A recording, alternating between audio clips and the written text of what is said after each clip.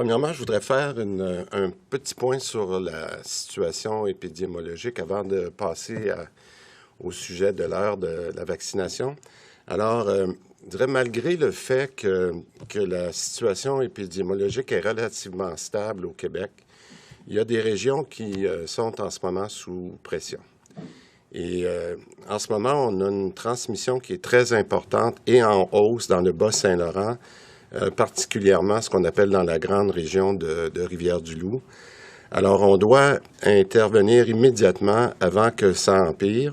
Alors, je vous annonce donc qu'à compter de la nuit de samedi à dimanche, les mesures spéciales d'urgence seront appliquées dans la région du Bas-Saint-Laurent, à l'exception des MRC de Matane, Matapédia et de Métis.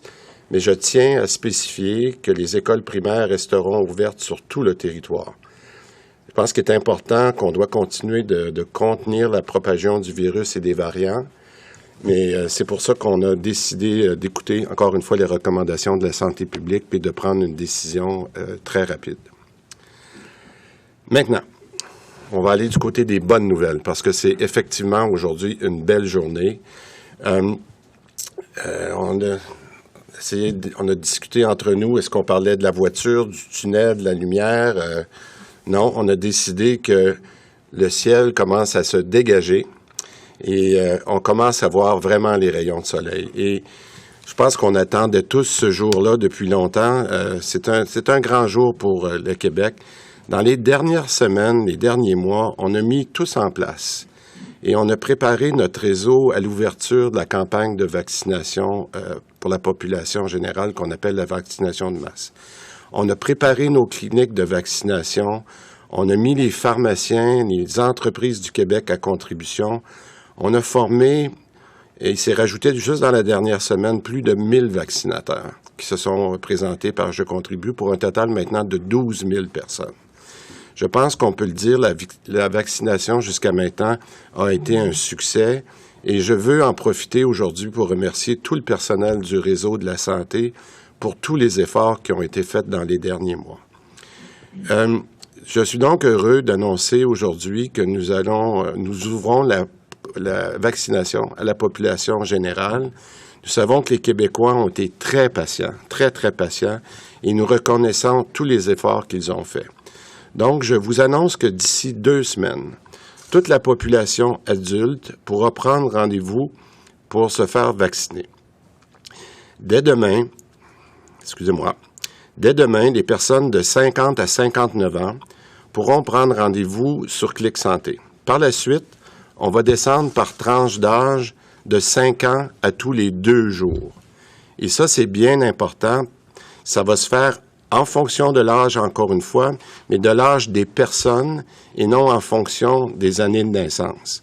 Donc, la semaine prochaine, à compter du 3 mai, c'est les 45 à 49 ans, le 5 mai, 40-44 ans, et ainsi de suite, le 7 mai, 35-39 ans, et la semaine d'après, ce que les gens à mon cabinet appellent la semaine des jeunes. La semaine des jeunes, les 30 à 34 ans, le 10 mai, les 25 à 29, le 12 mai, et finalement, les 18-24 ans, le 14 mai. C'est ça, les 2 prochaines semaines. Avec les livraisons de vaccins que nous recevons en ce moment, en mai et juin, et grâce au rehaussement des doses de Pfizer, on sera en mesure de donner une première dose à tous les Québécois adultes qui le désirent d'ici le 24 juin.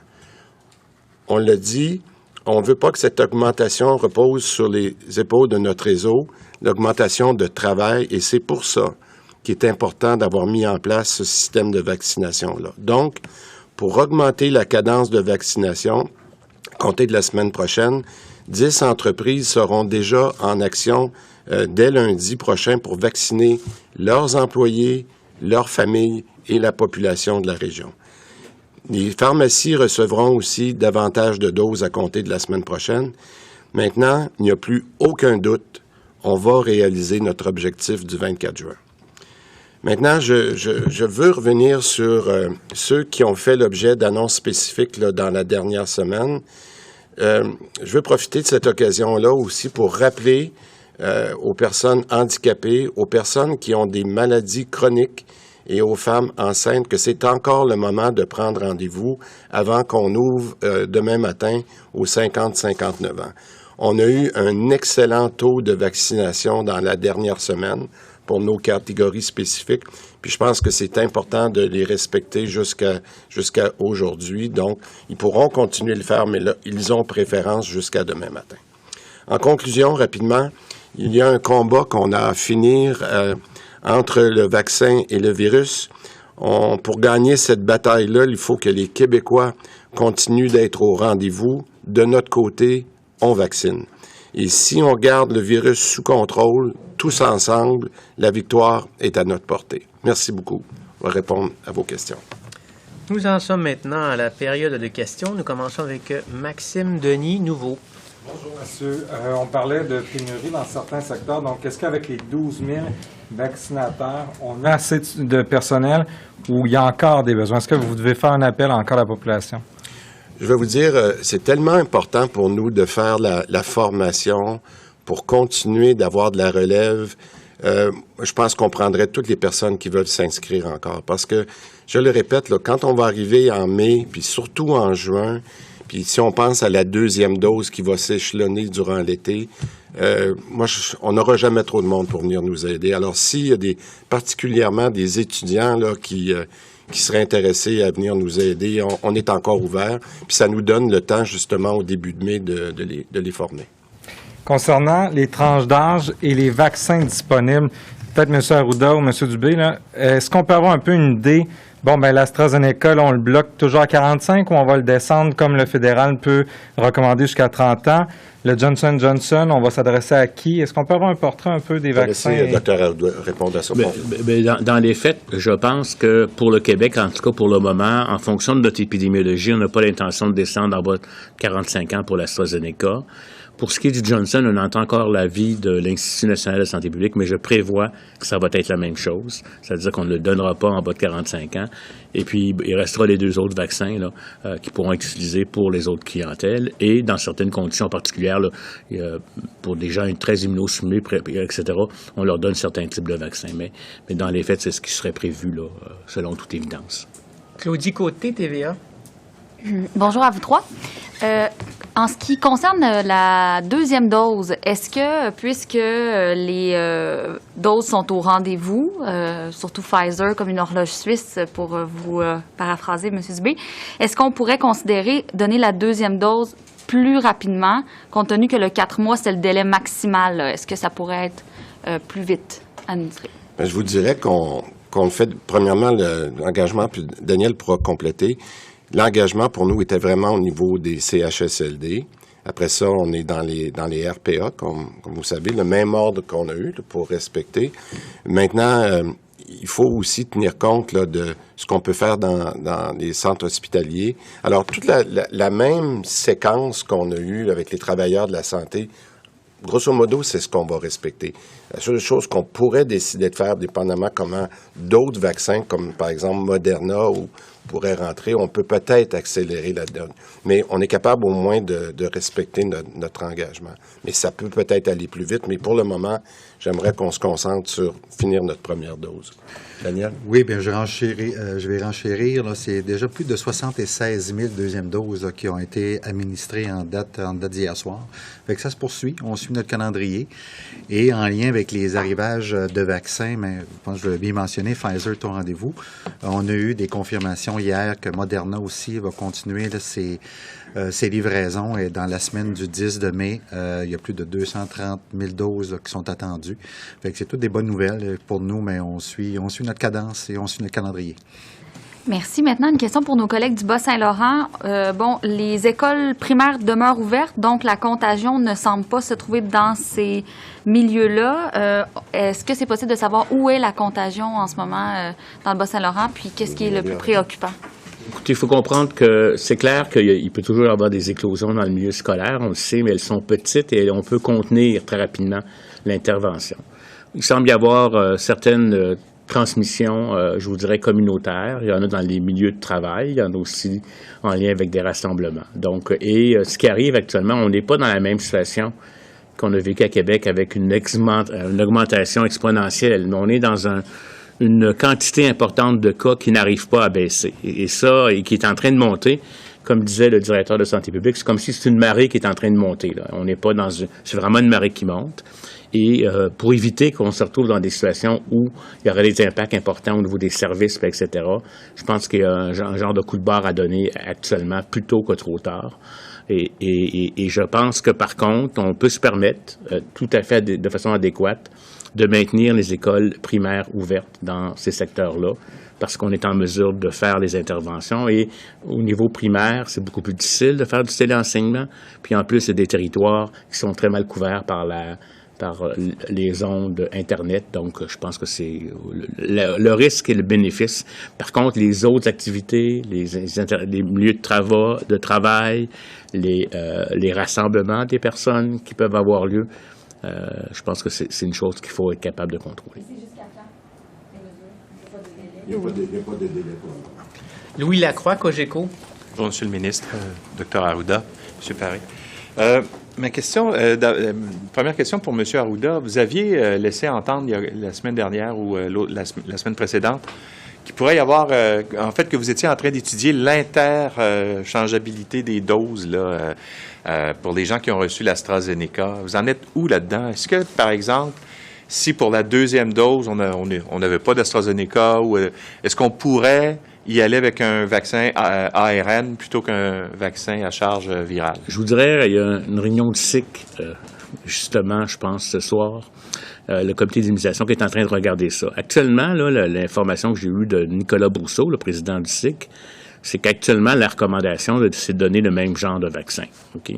De l'AstraZeneca avec AstraZeneca, bon. Par contre, il y a des études qui sont en train de se faire, etc. Puis, théoriquement, l'interchangeabilité, c'est quelque chose qui peut être fait. Il y a même des fois certains bénéfices. Mais avant de m'avancer, je préfère avoir des données probantes pour le faire. Mais c'est à l'étude. Mon autre question fait référence à un propos que vous avez tenu hier sur le passeport vaccinal, entre autres choses. Pourquoi je ne suis pas surpris de poser la question? Je suis tellement prévisible. Hein? Écoutez, et M. Dubé, vous avez plutôt fait référence à ce que vous avez appelé la semaine dernière, attendez que je trouve le bon terme, vous avez utilisé. Preuve vaccinale. Une preuve vaccinale, c'est ça. Voilà. Une preuve digitale de vaccination, vous aviez dit. Bon, la France a présenté cette semaine un projet de loi, eux autres, ils appellent ça un projet de loi de sortie de crise. Et eux sont assez frileux également là, sur le passeport vaccinal, sauf que l'article 1 de ce projet de loi-là prévoit que puisse être imposé à toute personne entrant ou sortant du territoire national la présentation d'un test négatif, d'une attestation de vaccination ou une attestation de rétablissement de la COVID-19. Est-ce que c'est quelque chose dans ce style-là que vous explorez? Mais comme je vous ai dit, puis je vais vous le répéter encore, moi, j'ai demandé d'avoir une preuve digitale le plus rapidement possible pour remplacer la preuve papier que l'on a pour ceux qui n'ont pas été vaccinés ou ceux qui ont eu la chance de l'être, vous ressortez en ce moment du centre de vaccination avec un petit coupon papier, puis vous avez la date de votre prochain rendez-vous. Bon, on a dit qu'on voulait digitaliser, numériser l'État. J'ai toujours dit que je voulais le plus rapidement possible qu'on ait un code QR qu'on peut avoir sur notre téléphone, qu'on recevrait par courriel. Ça, c'est vraiment la première étape. En fait, je vous l'ai dit, je pense hier, je perds mes journées. Je rencontre Mme Savoie et son équipe pour une présentation demain. Donc, demain, vendredi. Alors, je vais être capable de vous en dire beaucoup plus. Maintenant, quand on aura cette preuve digitale-là, ce qu'on a demandé au Dr Arruda et à son équipe, c'est de rentrer dans tous les détails de quelles sont les questions éthiques, dans quelles situations on pourrait les utiliser. Alors donc, la France est un petit peu rendue plus loin que nous. Moi, je pense que notre premier objectif, c'est d'avoir la preuve technologique. Ça servirait à quoi? Je comprends les réserves de M. Arruda hier, là, mais si on a cette preuve vaccinale-là, elle servirait à quoi, ultimement? Ça me donne quoi d'avoir un code QR? Bon, écoutez, il y a quelqu'un, puis on avait une très bonne question au crédit hier, je pense que ça venait de la part de Gabriel Nadeau-Dubois qui parlait justement de ça. Je pense qu'il fait le suivi sur vos questions. Puis, on disait, écoutez, on a déjà besoin d'une preuve vaccinale lorsqu'on va, par exemple, dans certains pays européens ou certains pays africains. Il faut avoir des preuves de certains types de vaccins. Alors, je pense que aujourd'hui, il est un petit peu tôt pour donner l'application de ça, mais je pense qu'à chaque fois qu'on a besoin d'une preuve vaccinale, que ce soit pour voyager, ce qui est déjà le cas bien avant la pandémie, bien, je pense qu'il faut se donner des outils modernes, puis c'est ça qu'on est en train de regarder. Mais l'application globale de ça, on va se fier aux recommandations de la santé publique qui vont se faire par des experts. Donc, ce serait plus pour le voyage que pour les activités, par exemple. On va vous revenir avec une recommandation. Nous en sommes maintenant à Hugo Lavallée, Radio-Canada. Oui, bonjour à vous trois. Concernant la cible de 75 j'aimerais avoir quelques détails. D'abord, pourquoi cette cible-là, précisément, avait-elle été choisie? Ensuite, pourquoi est-ce que c'est la même dans tous les groupes d'âge? Parce qu'on sait que les risques ne sont pas les mêmes dans tous les groupes. Et si d'aventure, il y a plus que 75 des gens qui veulent avoir un vaccin, est-ce qu'on a assez de vaccins? La réponse est oui. On a assez de vaccins s'il y a plus que 75 %. C'est pour ça que le premier ministre était très clair. On s'est donné une cible. Il fallait avoir une cible. La cible a été calculée de la façon suivante. On a pris la population totale. On a enlevé les catégories d'âge de 0 à 18 ans qui ne sont pas dans la catégorie, qui sont pas dans la phase initiale. On est arrivé à un chiffre. Ce chiffre-là, fois 75 % est devenu notre cible pour une première dose de 5,3 millions de personnes. Ça, c'est de la façon dont on est arrivé. Mais comme on le voit, dans la plupart des catégories, puis je pense qu'on l'a déjà mis maintenant à partir sur le site web, là, je me souviens pas si c'est hier ou avant-hier, on a vu que les catégories, par exemple, de 80 ans et plus sont déjà rendues à 91 %. Puis à chaque fois qu'on rentre les nouvelles catégories, à chaque fois, on est allé au-dessus de 75 %. Alors donc, moi, j'espère qu'on continuera d'avoir ces bonnes nouvelles-là. Mais si on dépasse notre cible de 75 %, je pense que le premier à être heureux va être le Dr Arruda parce que ce qu'il veut, c'est qu'on vaccine le plus de Québécois possible. Question pour Dr Arruda. Justement, hier, on vous a entendu, lors de l'étude des crédits, ouvrir la porte à la vaccination des adolescents, des gens plus jeunes. On comprend que vous attendez encore de voir les résultats des études qui sont en cours, mais est-ce qu'on comprend qu'il y a déjà un plan structuré en place qui est prêt à être actionné si les résultats sont probants? C'est-à-dire que vous savez que la vaccination en milieu scolaire, ça fait des années qu'elle est faite. Notamment, on en fait pour l'hépatite B, on en fait pour le VPH, etc. Et puis, c'est clair qu'on a déjà eu des discussions avec le ministère de l'Éducation pour voir comment est-ce qu'on pourrait même en courant d'été, des fois, pouvoir même en arriver à faire la vaccination si c'était indiqué, etc., pour protéger le maximum de personnes. Donc, effectivement, basé sur les plans qu'on a habituellement, on va être en mesure de le faire, puis avec des ajustements, notamment en lien avec les processus. Olivier Bossé, Le Soleil. Bonjour, messieurs. Monsieur Dubé, vous avez dit on n'a plus aucun doute sur l'objectif du 24 juin. Est-ce à dire que vous aviez peut-être des doutes? Moi, j'en ai jamais eu. Daniel non plus? Non. Non.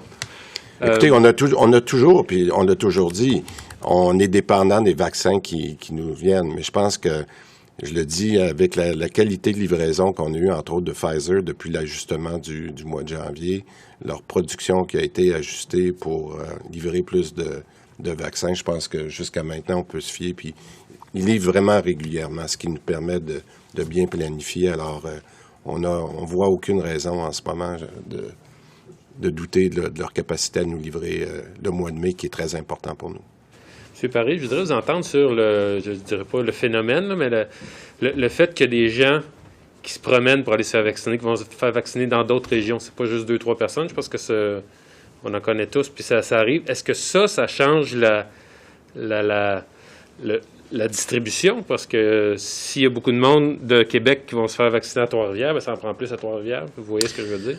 On est capable de le suivre, là, l'utilisation des vaccins, notamment dans la grande région métropolitaine. On sait que lorsqu'on a ouvert les groupes prioritaires pour les professeurs, les CPE notamment, on voyait des gens qui demeuraient dans la région de Laval, qui travaillaient dans la région qui demeurent dans la région de Montréal ou vice-versa. Fait que nous, on est capable de suivre chacune des régions par chacune des catégories, puis on se garde un levier de compenser là, pour s'assurer que les couvertures vaccinales là, sont toujours dans les mêmes niveaux là, partout au Québec. De proportion. Non, parce que comme je vous dis, on les ajuste régulièrement. On voit plus ce phénomène-là dans les régions là, limitrophes, comme on peut voir ici dans la région de Québec, dans la région de Lévis et de la capitale nationale. Mais en même temps, le phénomène, il y a des deux côtés. On a des gens qui travaillent d'un côté, demeurent. Puis je vous dirais là, qu'on n'a pas senti là, des grandes différences, là, à part la région de Montréal. Puis comme je vous dis, on les compense, là, en guillemets, poursuivre la couverture vaccinale. Charles Le Cavalier, le Journal de Québec. Bonjour, Monsieur le ministre. Bonjour, vous trois. Écoutez, je me demandais, là, vous avez un plan précis pour la vaccination de masse avec les dates. C'est hors de tout doute qu'on arrive là à votre objectif pour le 24 juin. Est-ce que, puis on voit aussi l'effet de la couverture vaccinale au Québec qui augmente à tous les jours sur la transmission. Est-ce que vous allez déposer aussi un plan de déconfinement aussi précis avec des dates liées à cette couverture vaccinale-là ou il n'y a pas de lien à faire entre les deux, là? Bien, écoutez, je pense qu'on a déjà adressé cette question-là, puis on a très hâte d'être capable de parler de déconfinement. Là, je veux juste non seulement vous rassurer, mais rassurer tous les Québécois qu'on a hâte aussi de le faire. Mais je pense qu'il est un petit peu prématuré de finaliser ça, parce que regardez ce qui se passe dans le Bas-Saint-Laurent. On a encore des situations où le variant peut nous jouer des tours, des fois. Alors, pour moi, il est très, très clair que ces discussions-là sont en cours. Je pense qu'on va avoir encore des présentations ce week-end. On a dit qu'on essayerait d'avancer quelque chose là, dans les prochaines semaines, mais c'est certain qu'au fur et à mesure qu'on vaccine, M. Le Cavalier, on devient de plus en plus certain d'être capable de présenter un plan. Mais je pense qu'il est encore un petit peu trop tôt pour le faire aujourd'hui.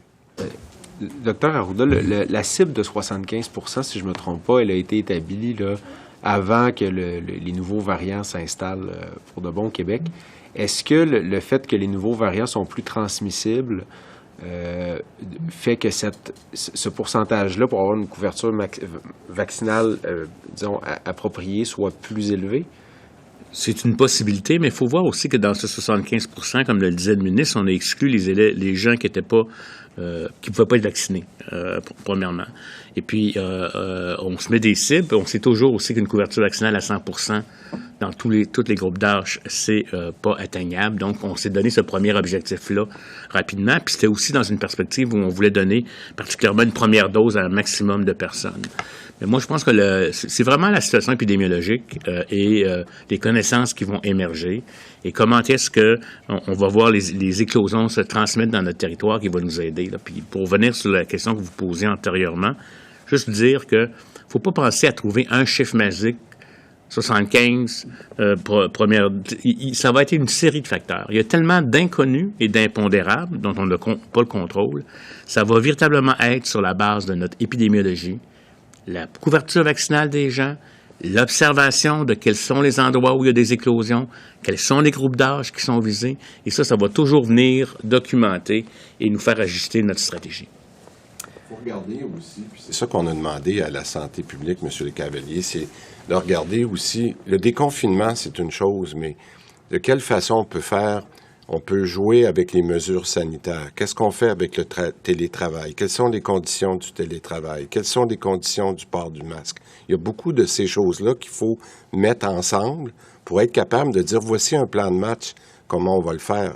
Alors donc, c'est pour ça qu'il y a beaucoup, beaucoup de questions. Je pense que la meilleure nouvelle que l'on a en ce moment, c'est d'avoir une stabilité dans les cas. Et ça, je pense que c'est la très bonne nouvelle. Puis on a vu qu'est-ce qui s'est passé dans les derniers jours. Ça fait quand même 4-5 jours qu'on a des baisses importantes dans nos hospitalisations. Rappelez-vous que c'était un des éléments importants. Donc, je touche du bois parce que jusqu'à maintenant, ça se confirme, baisse des cas, baisse des hospitalisations, mais on veut rester prudent parce que le feu est encore là. À 1000 cas par jour, il y a encore 1000 nouveaux cas par jour. Alors, c'est pour ça qu'il faut être prudent. Puis le plan dont vous parlez, on y travaille, mais je pense qu'il faut rester encore prudent. Puisque nous en sommes donc à l'autre partie de la conférence de presse, je vais commencer avec les questions écrites et après ça, on ira vers les questions vidéo. Moi, j'ai juste une précision. Là, on Allez-y. m'envoie la note que j'ai peut-être fait une erreur. J'ai parlé de samedi soir pour le Bas-Saint-Laurent. C'est vendredi soir. C'est de la nuit de vendredi à samedi. Il faut agir vraiment rapidement. Je croyais que c'était samedi, mais donc les mesures d'urgence dans le Bas-Saint-Laurent sont à compter de vendredi soir. Je m'excuse mais j'aime mieux corriger tout de suite. Pas de problème.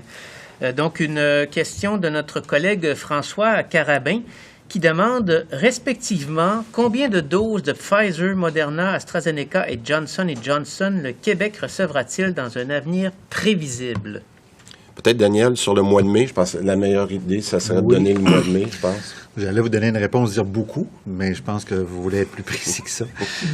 De façon plus sérieuse, là, on parle là, de livraison hebdomadaire Pfizer, c'est 450 000 à toutes les semaines.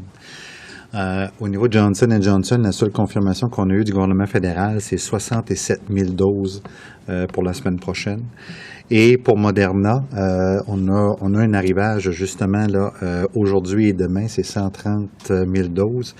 Et on a eu une confirmation dans la semaine du 10 mai de 230 000 doses de Moderna. Bien, pour Moderna, c'est toujours confirmé, entre guillemets, de 2 semaines ou de semaine en semaine. Donc, on s'attend aussi à avoir d'autres livraisons là, au cours des semaines subséquentes.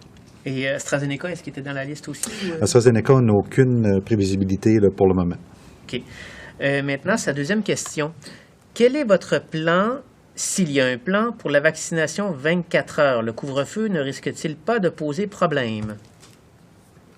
Quand vous voulez dire 24 heures, je veux juste bien 24 heures comprendre. sur 24, par exemple.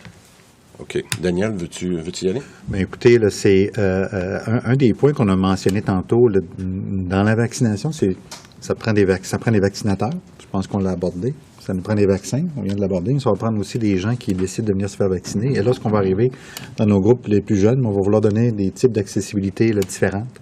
Notamment, on en a parlé justement la semaine passée, là, de la vaccination à l'auto. Mais on va vouloir aussi allonger nos heures là, pour rendre plus accessible, etc. Fait qu'encore là, je pense que dans le cadre d'un couvre-feu, d'aller se faire vacciner, je pense que c'est une bonne raison là, de venir, de choisir la vaccination. Si c'est ça que ça prend pour continuer de rejoindre nos clientèles de tout âge. Okay. Juste, Daniel, tu pourrais peut-être parler aussi qu'au fur et à mesure qu'on vaccine de plus en plus de travailleurs et de jeunes, qu'on ajuste nos horaires aussi. Peut-être parler qu'on va monter les horaires de soir, de week-end. En effet, là, justement, avec des clientèles plus jeunes, donc qui sont sur le marché du travail, nous, on va s'assurer avec toutes les CIS et les CIUS d'avoir soit des heures allongées, mais surtout avoir de l'accessibilité les fins de semaine. Fait qu'on s'assure avec eux là, au cours des prochaines semaines qu'il y ait une augmentation là, d'offres de rendez-vous là, pour la population. Moi, j'appelle ça dans des heures défavorables ou dans des moments défavorables, mais qui sont plus accessibles là, pour des gens sur le marché du travail. Parce qu'encore là, notre objectif, c'est justement que l'accessibilité ne soit pas un frein là, pour avoir un vaccin. Question de ma collègue Stéphanie Marin de la presse canadienne. Pour les 45-55 ans, sera-t-il possible de refuser le vaccin d'AstraZeneca? Oui. On a fait le choix au Québec de rendre vraiment transparent la vaccination avec le vaccin AstraZeneca. Les gens choisissent. Quand vous allez sur le site Clic Santé, c'est très clair pour tout le monde. Et si ce n'est pas inscrit, AstraZeneca, c'est que ça ne l'est pas. C'est les autres vaccins qui sont offerts. Et question de ma part, en fait, pour M. Dubé, vous aviez dit que vous aviez été déçu par la réponse plus faible des clientèles vulnérables qui avaient été ciblées pour la vaccination. Vous dites que ça s'est amélioré. Ça s'est amélioré jusqu'à quelle proportion? Puis est-ce que ça a pu jouer ce côté peut-être réfractaire de ces clientèles-là à accélérer la vaccination de la population en général? Non. Je dois vous dire que je suis content parce que je suis content d'avoir la question. En fait, on regardait, Daniel et moi, là, dans les dernières heures hier, puis jusqu'à il y a quelques minutes, il s'est pris au-dessus de 750 000 rendez-vous dans la dernière semaine. On a eu des journées où on a eu plus de 200 000 rendez-vous. Alors donc, si vous faites le calcul de la clientèle qu'on visait, rappelez-vous là, de ce qu'on avait compté, je pense qu'on est allé chercher une très grande partie de la population qu'on voulait rejoindre. C'est sûr qu'on a voulu être accommodant en rajoutant les proches aidants, en ajoutant les parents, par exemple, pour les personnes handicapées. C'est sûr qu'il y a des gens qui profitent de ça, puis ça nous a fait prendre plus de rendez-vous. Mais enfin, on est tellement proche de la population générale qu'on pensait que c'était le bon choix à faire. Alors, donc, au contraire, je vous dirais, la raison pour laquelle on peut accélérer, c'est qu'on a une confirmation des vaccins. Puis là, on dit, on a donné la priorité à nos clientèles vulnérables. Je pense que c'était le choix à faire. Ils ont livré la marchandise. Moi, je leur donne jusqu'à demain. Ils pourront continuer de le faire, mais disons priorité. Puis on a même dit, parce que c'était une demande qu'on avait reçue souvent, de pouvoir adjoindre 2 parents. Parce que dans le cas des personnes handicapées, vous savez, souvent, c'est les 2 parents qui sont à la maison. Fait qu'on voulait pas, comme dans le cas des proches aidants, limiter à 1 personne. Alors, on s'est dit, on est tellement proche de la population en général, on a accordé jusqu'à 2 parents qui peuvent se faire vacciner en même temps que la personne handicapée qui les accompagne. Petite dernière, allez-y, M. Paré. Et les femmes enceintes aussi qui ont été ajoutées là, cette semaine. Fait qu'encore là, je pense que ça permet aussi à ces personnes-là d'avoir accès là, avant justement la vaccination plus populationnelle. Et écoutez, juste hier encore, c'est plus de 125 000 rendez-vous qui se sont pris là, quand même sur le système là, Clic Santé. Fait qu'on voit là, que l'attrait pour le vaccin est toujours là. Donc, une dernière d'un média régional d'Abitibi-Témiscamingue concernant la situation en Abitibi-Témiscamingue. La situation en Abitibi, donc, est relativement stable depuis plusieurs jours. La région n'enregistre aucun nouveau cas et seulement 23 cas actifs.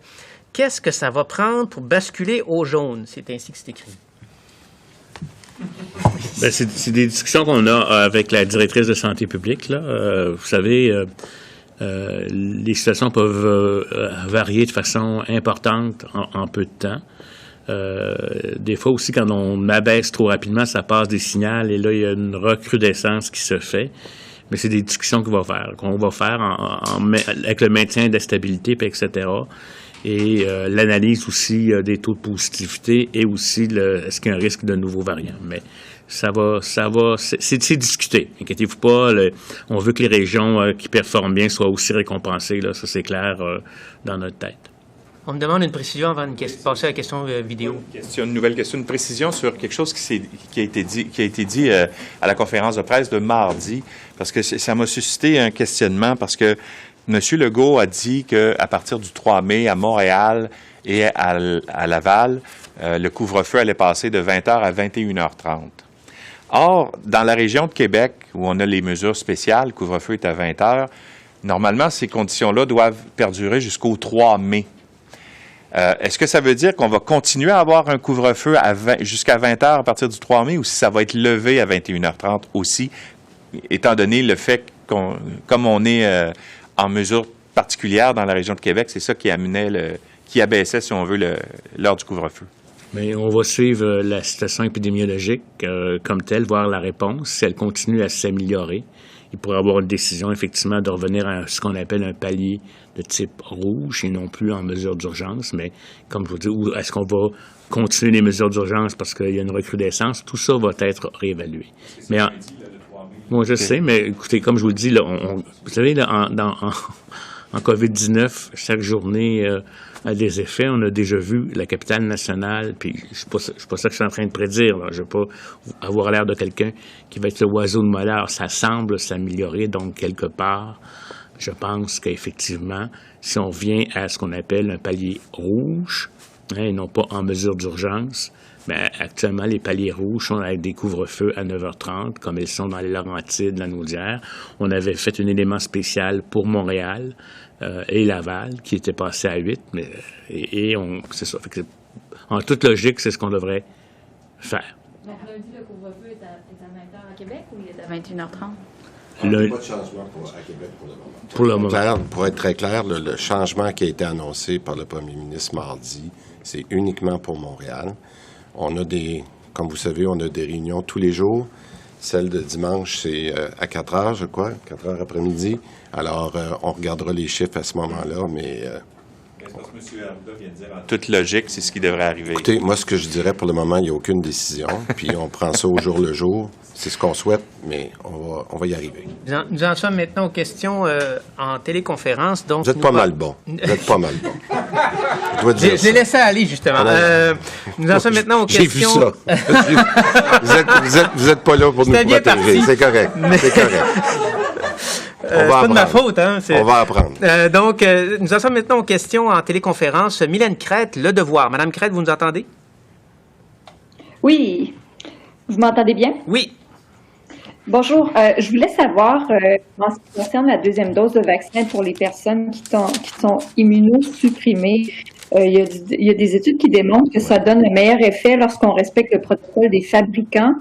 Donc, pourquoi est-ce que vous persistez à reporter cette deuxième dose pour cette catégorie de personnes-là qui sont immunosupprimées? n'existe pas, je vous dirais qu'actuellement, il y a un avis de cycle qui nous revient, là, puis on va, pour ces clientèles-là, une deuxième dose va être donnée dans une période plus courte, potentiellement 4 semaines, pour ces clientèles-là. On sait qu'ils déjà souvent, à une première dose, ils ne répondent pas autant.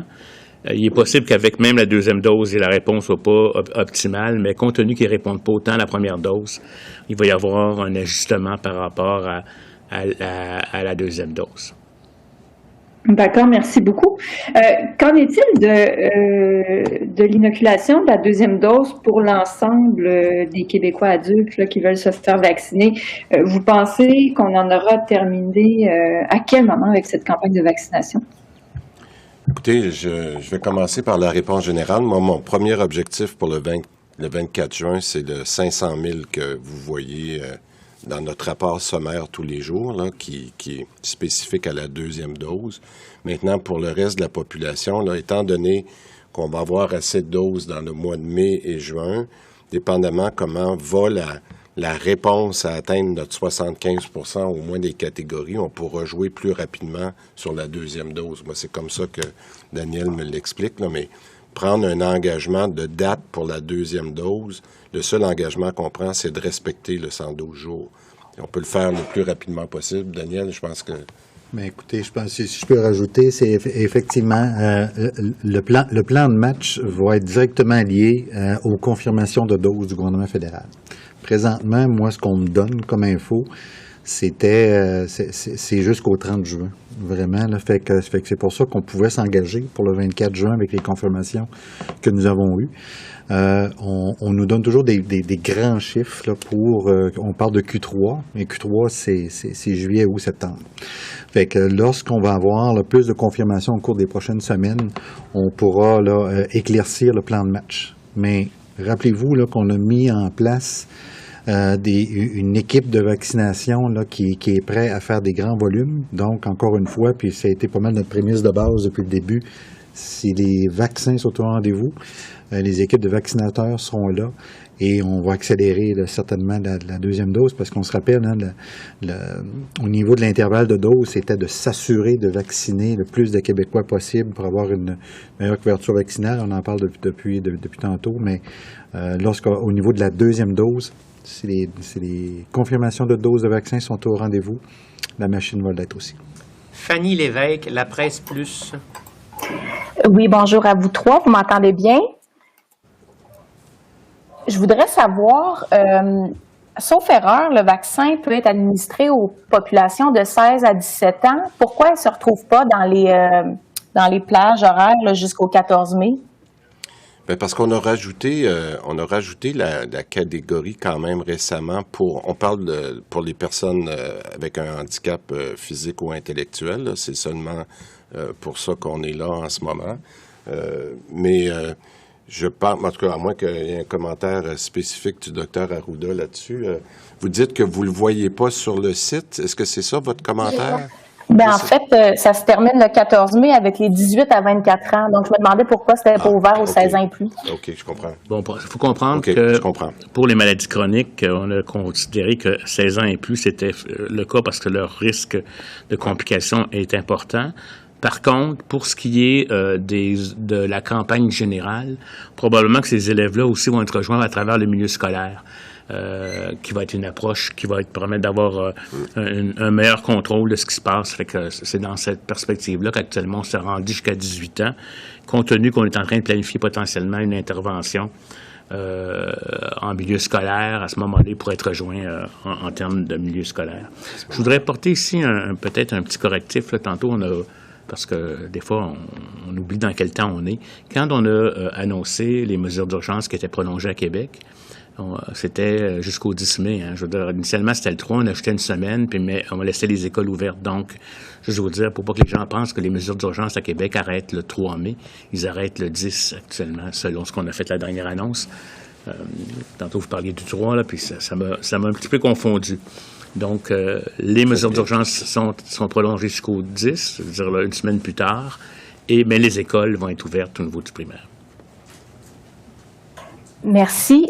J'ai deux mini-questions là, que je peux mettre ensemble. Je voudrais savoir, on va recevoir, en fait, on a reçu au Canada le Johnson & Johnson aujourd'hui. On a à peu près 60 000 doses au Québec. Quelle sera l'utilisation de ces doses-là? Et je voudrais vous entendre, M. Paré, sur la campagne de vaccination à l'auto. Vous nous aviez parlé d'un projet la semaine dernière. Pour la première partie de la réponse de Johnson & Johnson, je pense que le Dr Arruda l'a répondu tantôt. On est en attente des recommandations du Comité d'immunisation du Québec, qui se rencontre d'ailleurs aujourd'hui. Moi aussi, j'ai la même information, donc je vais attendre leurs conclusions là, demain là, pour l'utilisation du vaccin. Et là, on va adapter notre stratégie, nous, par rapport aux recommandations. Et pour la vaccination à l'auto, effectivement, nous aussi, on est toujours excités, c'est toujours en préparation. Et je crois qu'au courant de la semaine prochaine, il y aura plus d'informations par rapport à ça. Mais ça cadre très bien encore là avec notre volonté de bien rejoindre différents groupes de différentes façons pour avoir la meilleure couverture vaccinale possible.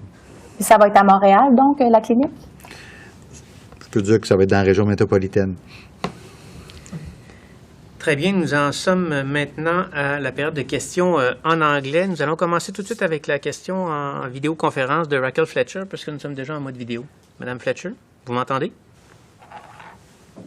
Oui. You guys can hear me okay? Yes. I guess my first question will just be the most simple question. If you could tell our English viewers what you are announcing today, and why you have decided to proceed with 2 days between each age category. Okay, first, just to confirm that, unfortunately, with the way there was some progression on Bas-Saint-Laurent, we announced that they will have special measures, i.e., on all the region of Bas-Saint-Laurent, to the exception of the eastern part of Matane, Matisse, and I forget the third one, if somebody can help me. Metapédia. Merci beaucoup, thank you. So, unfortunately, we will move in those regions as of Friday night under the restriction. The special measure, the same that have been applied to Quebec City and Chaudière-Appalaches, to the exception of primary school. The primary school would stay open during that period. That's the first news. On the good news side, we have announced that we are opening tomorrow the vaccination for the population in general. As of tomorrow morning, 8 o'clock, people will be able to book their vaccination over the web. Starting tomorrow at 8 will be for the first category by age, starting from 50 years old to 59. That's as of tomorrow. On Monday, Wednesday, and next Friday, we move to the category of 40 years old, 45, 40, and 35 under those 3 dates, and what we call the The Week of the Youth will be in the following youth, so by May 14, all the population, all the adult population would have been able to take their appointment under those circumstances. The reason we have selected this 2 days delay by each category is to make sure that people can have access, a privileged access for 2 days, to make sure that we respect the category by age as has been recommended by public health. So we're very pleased with that, and the main reason we are able to do that today is that we have respected the special category of category 8 and 9 of handicapped and essential services, as we had committed. Over 750,000 appointments have been taken in the last week, so we are confident now that we can move to the population in general because we have also the vaccine, as Monsieur Paré has explained in the last few minutes. Thank you. My second question is for both you, Mr. Dubé, as well as Dr. Arruda. I wanted to ask a personal question of how you're feeling today, being able to announce this, because as you started the press conference off with the bad news about Bas-Saint-Laurent, where there are these hotspot regions in the province where we're essentially under complete lockdown, and it's been a long year and some months, and then today you can also at the same time finally announce that vaccination is going to be open to everyone. How are you feeling personally? This must be very emotional for you. Well, it is. I need to tell you that it's a bit unfortunate that we have that part to do at the beginning, but that's. I mean, this is this crisis that we have been over the last year. Is sometimes we have good news and sometimes we have bad news. For people of Bas-Saint-Laurent, we're dealing still with numbers of cases that are not at the Montreal level, the Quebec level, but they are important for those regions. So I think people understand with all the experience that we have in the last 13 months, that we need to be agile and act quickly. So that's the reason, even though today was a day of good news, we need to be active on those things. Now, if I put that aside, I will ask my colleague to say, Dr. Arruda was pleased to go to general population. I will leave him the pleasure to give his state of mind today. I can tell you that having not enough vaccine was a nightmare to make choices between groups, and we wanted to vaccinate. Now we can say I've got a dream, and the dream is coming true. So really that's the feeling I have today, and I hope that the population is going to be there because vaccine is the way to get away from that terrible disease. Nous en sommes maintenant à Max Griot de CTV. C'est Matt, mais c'est correct. Oh, Matt, excuse-moi. Matt. How confident are you that the vaccination machine, the system, will hold up and will deliver what needs to be delivered? I'm not calling it a machine. You are. It's, to me, that comparison with the machine. But no, seriously, I think Daniel Paré and his team, and I would like to take this question to really to thank what people have done in the system. I think Quebecers, and I would have liked to say that in French, and you make me think about it. I think people have realized, Quebecers have realized in the last few months that they are taking pride of what happened in the system, what happened with our public health, what happened with the network, the way they have been serviced when they get vaccinated. And I think this is there are some bad side to this crisis, but there is a good side, and this is how the Quebecers are getting back the confidence in their health system. So to me, I think this group that is led by Daniel, and I think they've done a tremendous job. Vaccinated 3 million doses in the last 3 months.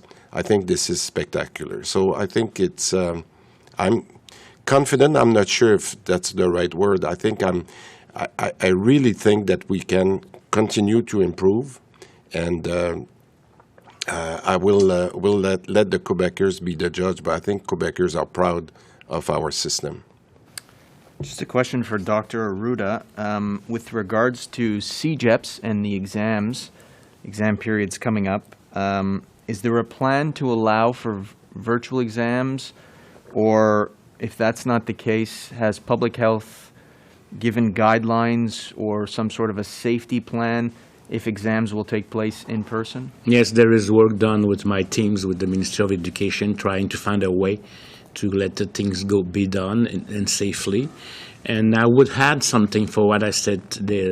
I would say that it's a happy day today because we are asking people and will vaccinate the population, but we should not forget the ones who haven't had that chance in the first wave and second wave, who die because they were not vaccinated. So it's why I think, by respect for them, I also ask people to get vaccinated, because that's really the way we're going to be able to get away from that terrible disease. Just a little precision. So there is going. Yes, there is going to be some, and it could be done in different ways probably, but this is still in discussion with education and our teams. Maintenant, Cathy Sonnet, CBC. There are in certain regions, for example, in some areas in Montreal, where the rate of transmission is higher while the rate of vaccination is lower. And normally that coincides with the fact that more people at-risk populations. So you've got a challenge right there. There have been some mobile clinics here and there, but certainly it's not enough. So what are you thinking about? Well, maybe I'll start, because as you know, I think I say that a lot, but public health, especially in those regions, and I'm thinking about Dr. Drouin and Dr. Trépanier, have done a tremendous job of being surgical in some of those regions with those mobiles, they call that the cliniques éphémères, and we tour a couple of them to see on the ground what it looks like. And I think they will continue to do that. I think we even see on Google Map now, we can compare the same region, the way it has been, where are the cases, and we have the same region on Google where we have the postal code of the people that have been vaccinated. And we can compare both, and we can be very surgical now and say, oh, there is a hole there. There is some people on those streets have not been vaccinated, and there are some cases there. You see, so this is the technology that now we are able to use to be surgical, as maybe not necessary in less populated areas. So this is the sort of work that is being done right now.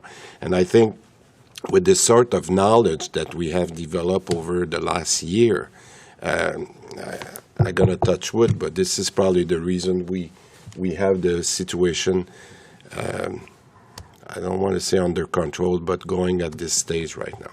Okay, but then if you know and you see where people have not been vaccinated, and that you see also that the transmission rate is going up or is very constant.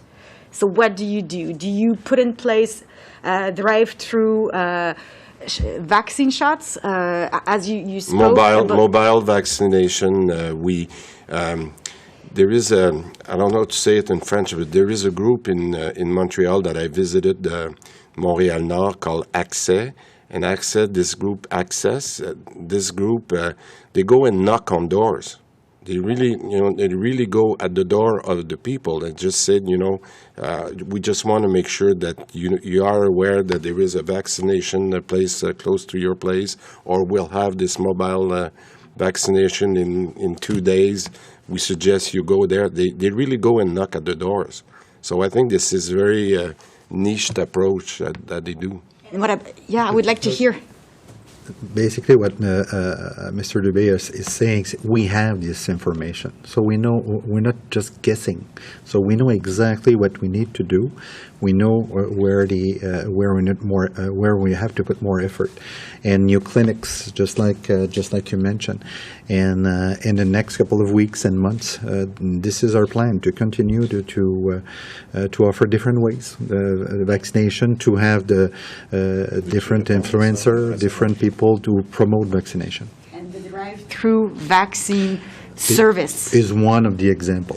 That's a good point, but I would let Horacio, but Yes. just on the drive-through, I think this is the reason I like this idea, and we'll talk about it next week, is some families, given the young kids, or they think they can get in the car and just go and be all together. So, but this is another service that we can give them. So that's what we're looking at. Drive-through shot vaccine. Yes, Oui, exactly. juste répéter ça en français, M.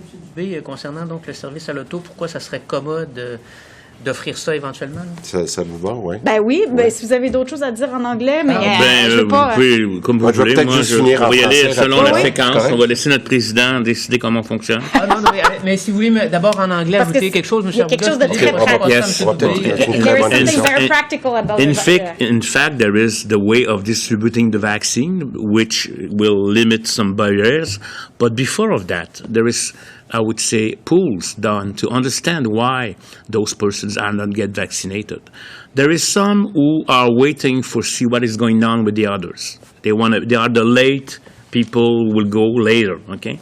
There was some which is because of different convictions, and with this we work with the communities, and so we are dissecting and we are doing studies to understand why people don't. And there is different approaches, motivational approaches that are done specifically on families and everything. So, and it's true that there is higher places with higher incidence and lower vaccine, but I would say that Dr. Drouin told me that even with their intervention, the rates are almost very interesting, even in those communities, comparing from what we suspect, just because we had those strategies, you know.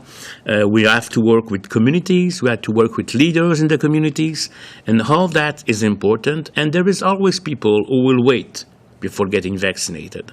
But we will follow up that, and I think there is always a certain amount that we will never be able to vaccinate. They are really the hard ones, but the other ones are going to follow up and see the impact of getting vaccinated on others. Le service à l'auto, pour revenir pour les Oui, c'est Franco. ça. Si Votre possible, question était très pour bonne. les raisons pour lesquelles ça serait donc assez pratique et la semaine prochaine de faire une mise à jour sur la question des... Ben, en fait, je ne peux pas vous dire la journée là, parce qu'on est en train de finaliser ça, mais on va annoncer avec Daniel la semaine prochaine un site de vaccination à l'auto qui va être le premier. Sans tout vous dire aujourd'hui, il faut le principe qu'on a trouvé très intéressant, d'ailleurs, qui a été très populaire aux États-Unis. Là, vous vous souvenez des images qu'on a vues dans les grands centres de centres d'achat, etc., où il y a beaucoup de stationnement parce qu'il y a une logistique à ça. Les gens vont se faire vacciner, mais il faut attendre le 15 à 20 minutes de repos. Après, il y a toute une logistique. Mais le grand avantage qu'on a vu, c'est pour les familles. Les familles n'ont pas à chercher une gardienne ou n'ont pas à dire, bon, ben, combien on peut faire souvent avec des jeunes adultes, avec les gens de l'école. Il y a des belles formules qui vont faire que ça va être très, très pratique pour certaines familles de dire, dans notre bulle, on est 4, puis on s'en va en auto, puis on se fait vacciner, puis on règle tout ça en même temps. Alors donc, on a demandé à Daniel de nous trouver un premier site qu'on vous annoncera la semaine prochaine. Et quand on aura finalisé ça, on va avoir quelques jours de pratique parce que ça va être notre premier. Puis on veut bien faire les choses. Alors la semaine prochaine, on va regarder comment ça va rouler. Mais j'ai très hâte de vous annoncer ça la semaine prochaine.